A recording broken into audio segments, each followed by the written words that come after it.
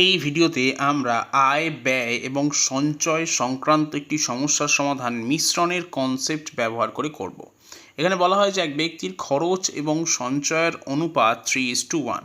তাই আমি প্রথমেই লিখছি খরচ, তার মানে এক্সপেন্ডিচার, তার পাশে লিখছি সঞ্চয়, তার মানে সেভিং। তার আয় 10% বৃদ্ধি পেল এবং খরচ 20% বৃদ্ধি পেল। তার সঞ্চয় বৃদ্ধি বা হ্রাসের হার কত বা শতকরা হার কত তা জানতে চাওয়া হয়েছে। এক্ষেত্রে কনসেপ্টটি হলো আমরা খরচ এবং সঞ্চয়ের মিক্সচার হিসাবে কনসিডার করব আয়কে। এখন আয় তার 10% বৃদ্ধি পেয়েছে, তাহলে আয়কে লিখছি এই দুটোর এক্সপেন্ডিচার এবং সেভিংসের মাঝখানে একটু নিচে 10%। খরচের তলায় লিখছি 20 এবং ধরে নিচ্ছি তার সেভিংস X% বৃদ্ধি পেয়েছে। এখন এক্সের মান পজিটিভ হলে বৃদ্ধি হবে, নেগেটিভ হলে হ্রাস হবে।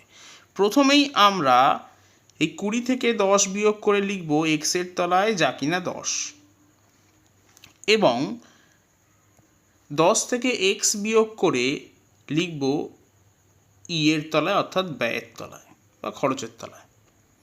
এখন বলে দেওয়া আছে যে এই যে অনুপাতটা, অর্থাৎ খরচ এবং সঞ্চয়ের অনুপাত হলো 3:1।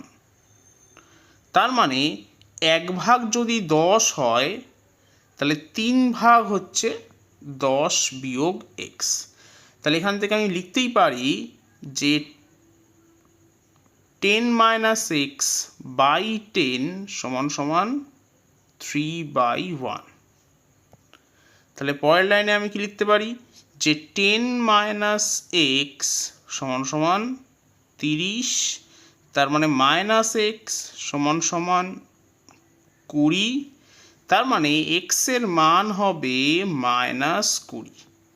তার মানে সঞ্চয় 20% হ্রাস পাবে। তাহলে এখানে একটা অপশানেও 20% নেই, তাহলে অপশানে একটু সমস্যা আছে। তাহলে উত্তর হবে 20% হ্রাস।